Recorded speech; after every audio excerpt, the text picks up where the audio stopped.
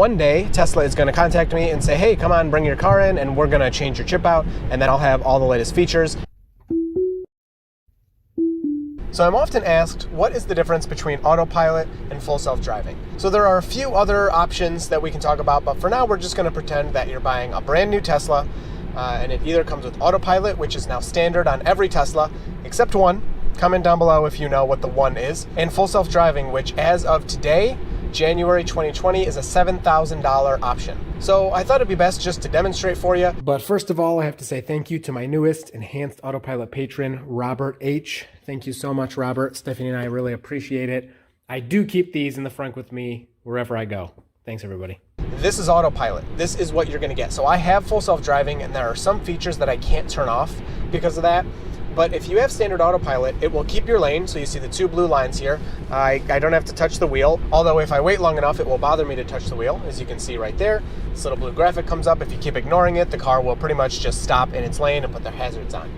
So I put my hand back on the wheel. And with standard autopilot, if you put your turn signal on, nothing happens. Now, of course, because I'm on this road, there's nowhere to turn. But if I was on the highway with standard autopilot, my turn signal's on, the car's just gonna keep driving as if nothing's happening. It's gonna ignore that. The other part of autopilot is the adaptive cruise control. So you can see there are some cars far up ahead, but I have my speed set at 60. In this blue circle, that 60 means that's the max the car will go.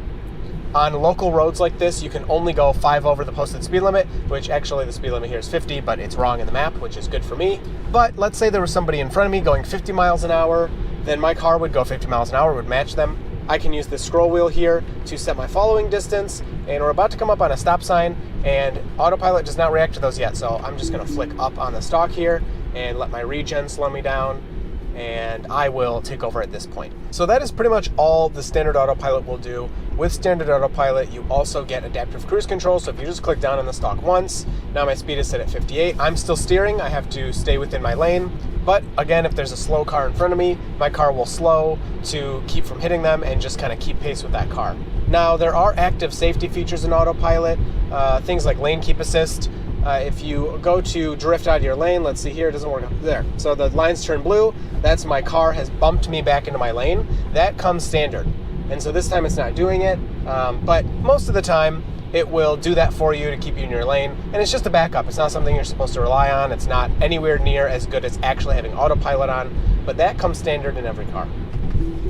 Also, stoplight and stop sign detection does come in standard autopilot, but no level of autopilot or full self-driving, again, as of this video, will react to the stop signs and stoplights. If it sees that you're on autopilot, it looks like you're gonna go through a red light or a stop sign, the car is just gonna throw a warning at you and hope that you take over. Once you upgrade to full self-driving, the first thing I wanna say is, as of today, there are no cars that actually fully drive themselves.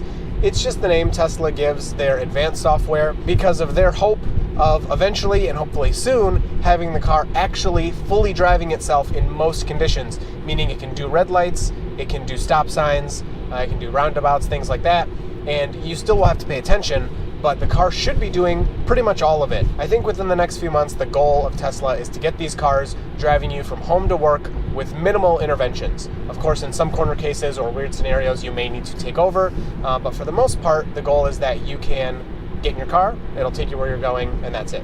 So for the next part, to show some of the full self-driving features, we need to hop on the highway. So let's do that and check those out. Okay, so now that we're on the highway, you can see we have this navigate on autopilot button. That is full self-driving specific. If you double tap on the stalk, now you get this blue line. And that means that the car is able to make lane changes, do interchanges from one highway to the other, and also take exits. So if we go into the autopilot settings, you can see there are some different options down here for your full self-driving or navigate on autopilot specific features. So you can turn on navigate on autopilot, which again allows the car to make its own lane changes. And then you can go into this customize tab, and I'll let you check out those settings. Right now I actually have my confirmations turned on, so the car has to ask me before it changes lanes. But with full self-driving, if I hit the turn signal like that, the car will make a lane change. If you're in standard autopilot and you hit the turn signal, like I said before, the car's not going to do anything, but all you need to do is turn the steering wheel. It'll allow you to steer, you can change lanes, and then you just double tap this again to turn autopilot back on. So here's an example of navigate on autopilot. If I had confirmation off, it would just do this itself. But if I just hit the turn signal, now it'll change lanes. So it told me, hey, you should change lanes to get in the faster lane because this person is going slow. Okay, so it's a different day, but to turn off your lane change confirmations, you actually have to be in park. So I've turned these off, so now the car can start a lane change and do the lane change all on its own as long as your hand is on the wheel. If your hand is not on the wheel, you'll get a different kind of blue wavy line here. And then once you put your hand on the wheel and the car can detect it, it'll complete the lane change. There are also, of course, different settings in here. Speed-based lane changes disabled, so this will only then change lanes to follow your route. It won't do it based off the cars around you. And then mild, average, and Mad Max isn't how the lane change is made, but it's how often it's made. So just a little bit of difference in speed, your car's changing lanes. If you switch to mild, then there needs to be a big difference in speed for your car to want to change lanes. I normally keep this on average. Okay, so you can see here it wants to change in the faster lane. There is a semi next to us. This blue wavy line is because my hand isn't on the wheel. So even if nothing was in the way, it wouldn't make the lane change. So now that I put my hand on the wheel, you can see this blue wavy line went away. There is a guy there, but he gave us enough space to get over, and the car did that all on its own. I did not change lanes. So a couple of the things for the full self-driving lane changes. Hopefully I don't look too stupid here, but if you go to change lanes and there's a car in the way, the car simply won't do it. It won't change lanes. So if I wait until I'm right next to this truck here, I can turn my turn signal on, and you will see that the car will not change lanes. So I waited because what my car's gonna do, so let me cancel that. What my car's gonna do when I turn my turn signal on is, you saw that was red for a second there, my car's gonna hit the brakes so that I can get behind it and change lanes that way. So the other thing is the full self-driving auto lane changes will not change over a solid line. So if I turn my turn signal on here, and everybody's gonna think I'm weird, you can see the car's not red because my car just is like, I don't know, there's nothing I can really do about that. Oh my gosh, everyone probably thinks I'm stupid. But my car thinks there's nothing I can do about that. It's a solid line. I'm not going to go over that.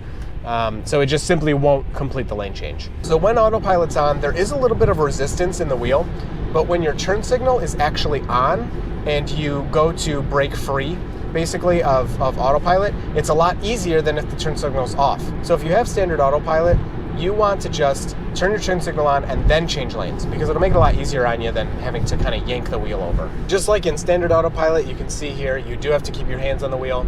If you don't have your hands on the wheel long enough, the car is going to bug you about it and ask you to apply slight force to the wheel.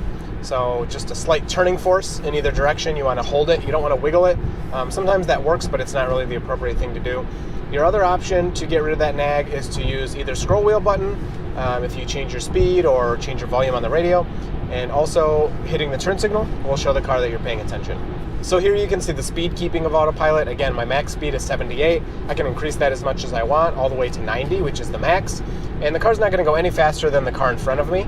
So it's just using the car in front of me as kind of its guide on the speed to go. Currently I have my following distance set at 1, which for me personally on the highway is usually pretty good. You can see the gap is still pretty good. If I count the time delay between the cars, it's right around 2 seconds.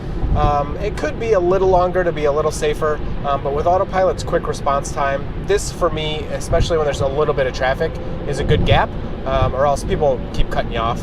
Some of the other features you get when you purchase full self-driving, you get auto park, which doesn't work all that well, although I did use it the other day to parallel park and it was like perfect and awesome and I really liked it. You also get smart summon, which allows you to bring the car to you from up to 200 feet away in a parking lot. You just hold a button on your phone on the app and the car will come find you. It works okay. The max speed is 5 or 6 miles per hour, so it's a little bit slow. But with everything, it gets better over time. Even this feature I'm using now, this Navigate on Autopilot, when it was first announced, it didn't make its own lane changes. You had to make them yourself. And then when it could make its own lane changes, it wasn't that great at them, and now it's really, really good. I mean, I have multiple days where I drive to work, and I don't do anything on the highway. The car does it all. What is that? A lifted Suburban. Oh, buddy. The other thing you get when you purchase full self-driving is the promise of all future upgrades to make your car full self-driving capable. Now, of course, this could be shut off at some point, but as of today, the car is surrounded by 8 cameras on the outside and then 1 interior camera if you're in the Model 3, and the hardware 3.0 chip. I actually don't currently have the latest hardware in my car, but because I have the full self-driving option, one day Tesla is going to contact me and say, hey, come on, bring your car in and we're going to change your chip out, and then I'll have all the latest features. I'm really not missing much. I'm not missing any functionality, but my display currently doesn't show everything. So the hardware 3 will show traffic cones and stop signs and stoplights and things like that. Again, it doesn't react to those, but it can display them on the display. But my car can't do that, but soon it will be able to once I get that included hardware upgrade. So the big question I'm probably going to get here is full self-driving worth $7,000? And I get that question a lot, and it's a really tough question for me, and to be honest, the answer is always changing. But as of January 2020, $7,000 overall, I'm gonna have to say no, but it's really close because $7,000 is a lot of money, and the functionality you get. I mean, if I just turn this off, I mean, I'm basically using standard Autopilot now, and like this will get me pretty much all the way to work.